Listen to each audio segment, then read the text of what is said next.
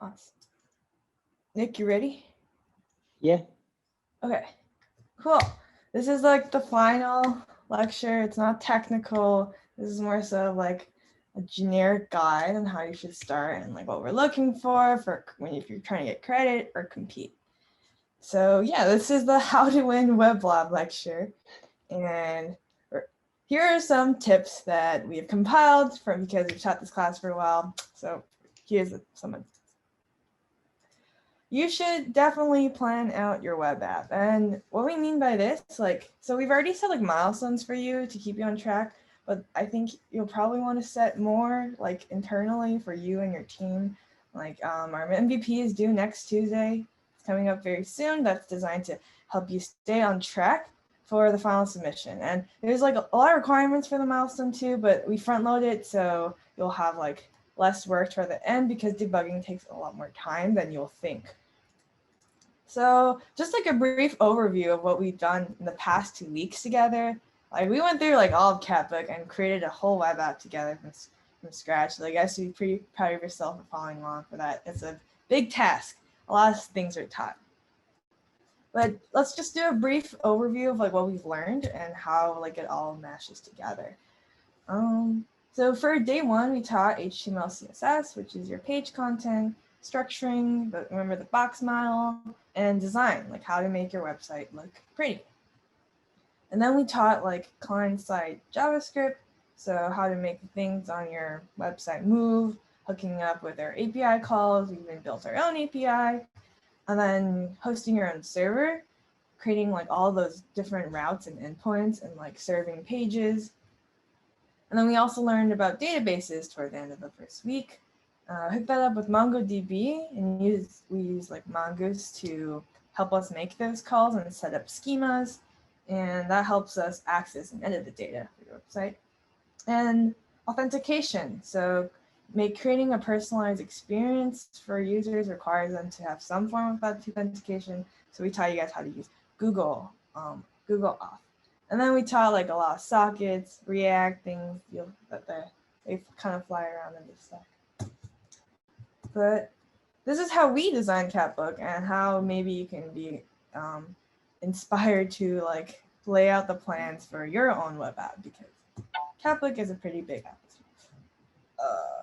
Okay, so we kind of did this like feature by feature. So we decided like what extra things we wanted Catbook to have and decided to implement it like that. Features are usually like full stack, so they go down this little stack here, as you will see.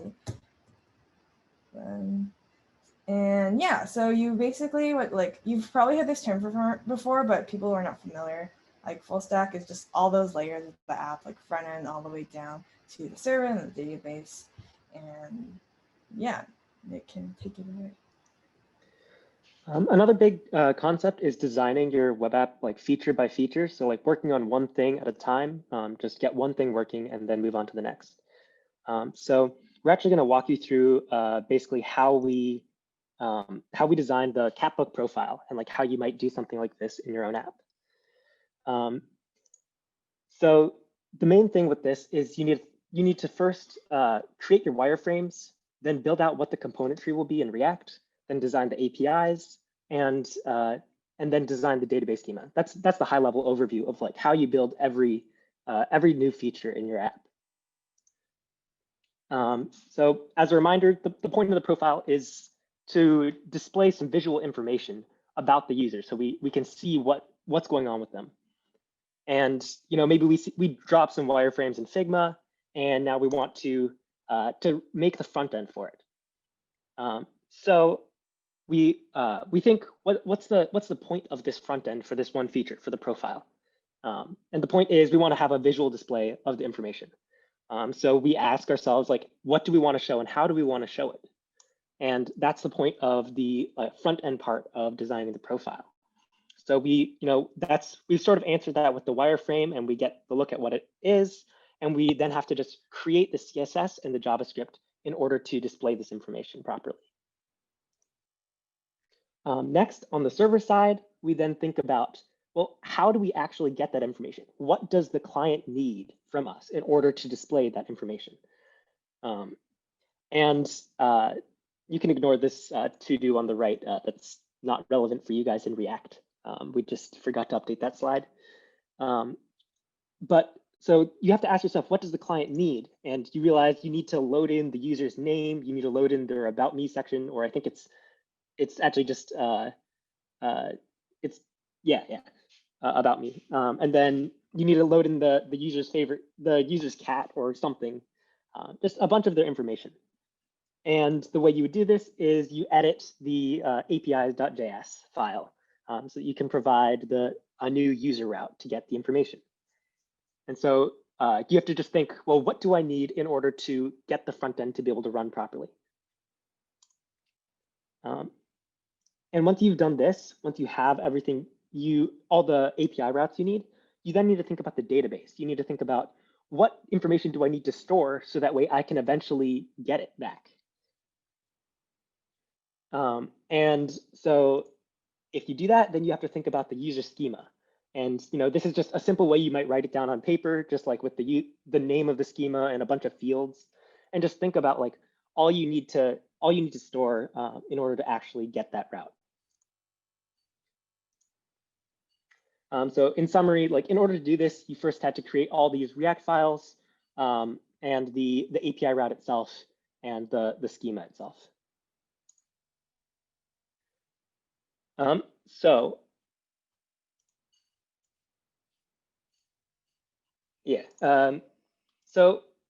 if you think about this from an even higher perspective and you think multiple features, we have the profile with the front end, as we just saw, the back end and the database. But then when you add in more features, you're going to have other things. You're going to have more components, you're going to have more routes, and you're going to have more database models or collections.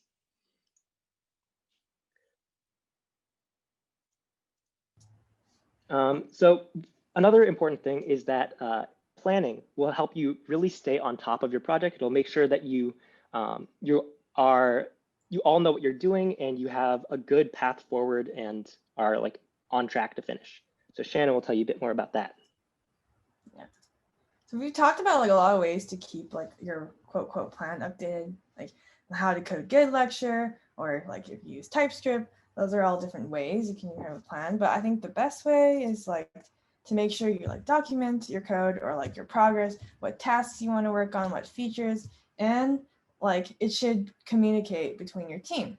So make sure like you keep your teammates up to date and that you guys have a clear idea of who's working on what.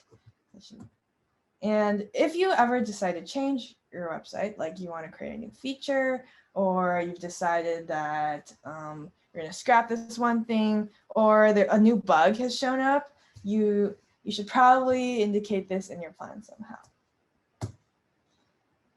And with that, the other important side of planning is that you need to actually communicate with your team. There's not much good in planning if you don't talk to each other, since you guys are working together on this project. So communication can avoid a lot of difficulties, like maybe when you're starting out working on a particular feature, like tell your partners, hey, I'm starting working on this part, so you guys shouldn't, because maybe they've already started and you don't want to accidentally wind up writing the same code twice. That's just a waste of time. So we don't really care how you do it, Slack, Messenger, Discord, whatever. Just communicate with your partners. It'll make your life a lot easier. The other part of that is to divide up the work. This is just a tactic that will make it even easier to communicate with each other, because you don't have to say, hey, I'm working on this one particular thing, because it's already your job. So there's a couple different ways that you can divide this up. You can have just like one front-end engineer or one back-end engineer and like one UI person. And like these are all different jobs you could have, or you could have everybody is working on their own feature. And so you all know to stay out of each other's way when you're working on that feature.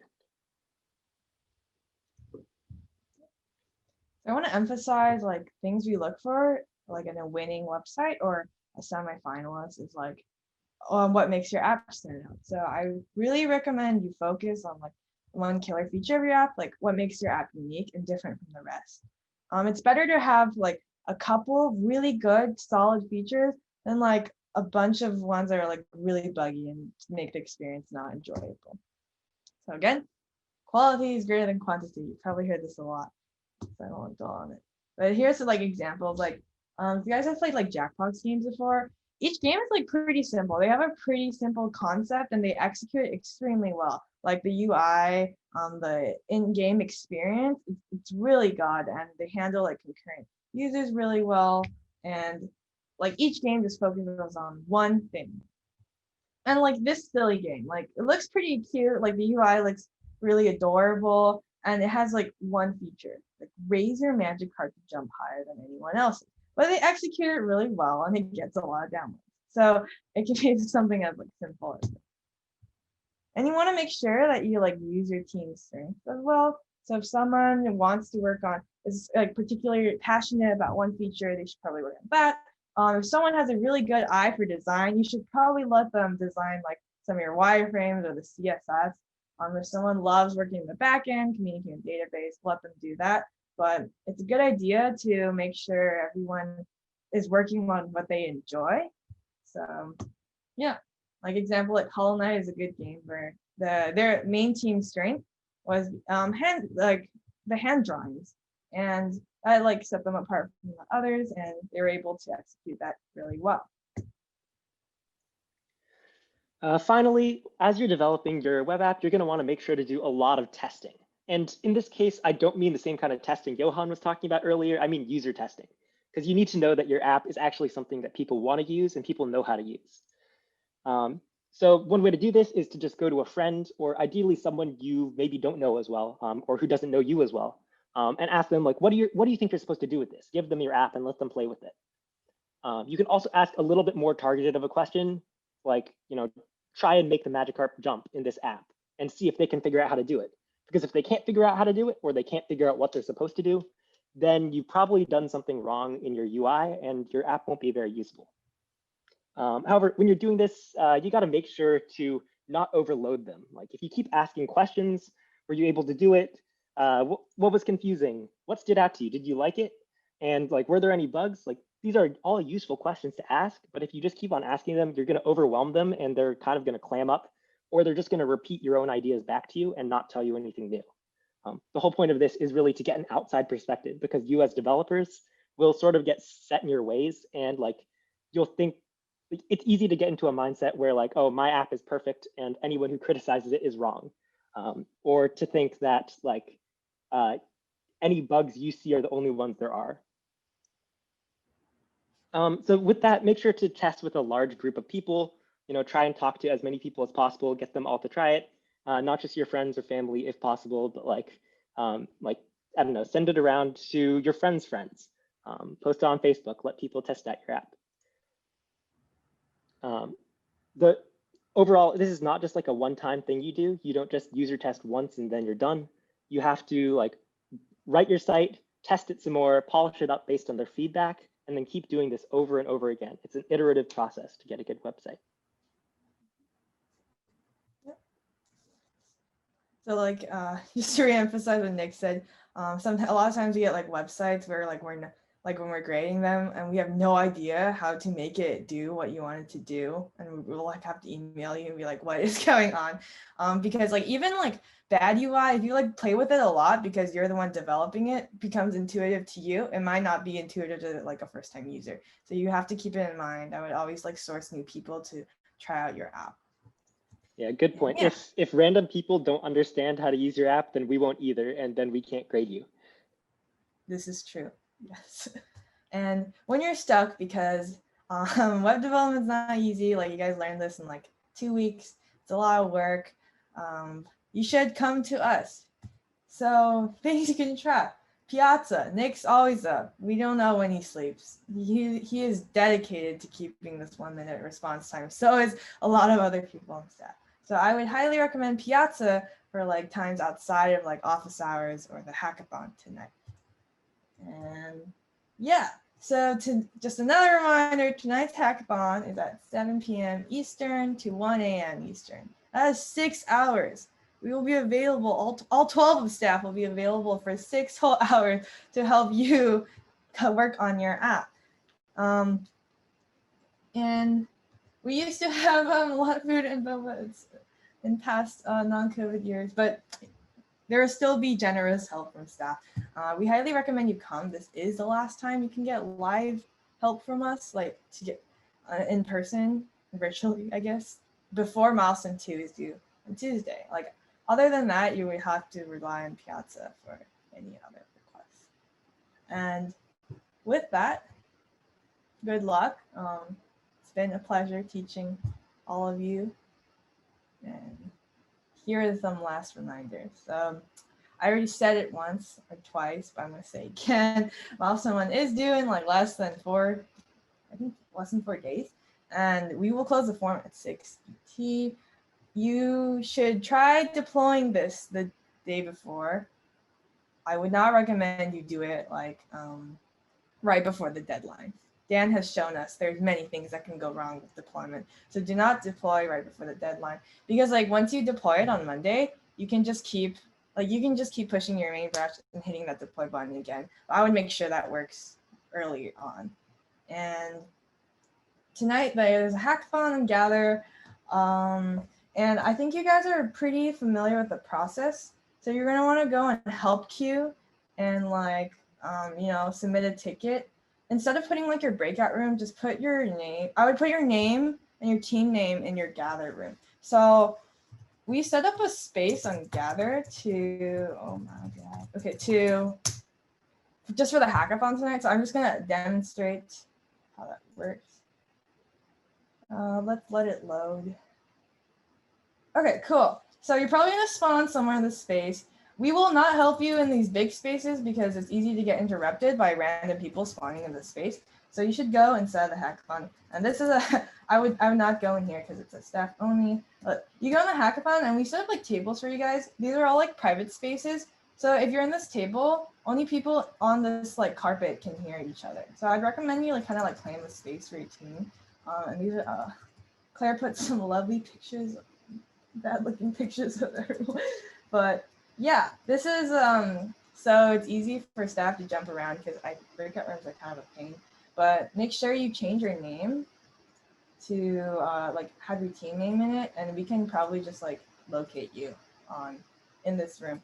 There's a lot of people, like you can't find a table, which I don't know what happened. You can just go to like one of these lounges, like 1, 1.5, 2, 2.5, and we'll find you. But yeah, this is the TLDR gathered, and that's all I have. We're probably just gonna end class early unless you have questions for us, which is why we just have hang out with weblab staff. We'll probably stick around for the next like 20 minutes or so. If you guys don't have any questions you want to ask us or anything. But yeah, Nick, do you have anything? Nope, have fun. And yeah, please come to the hackathon. It will be very fun and very codey.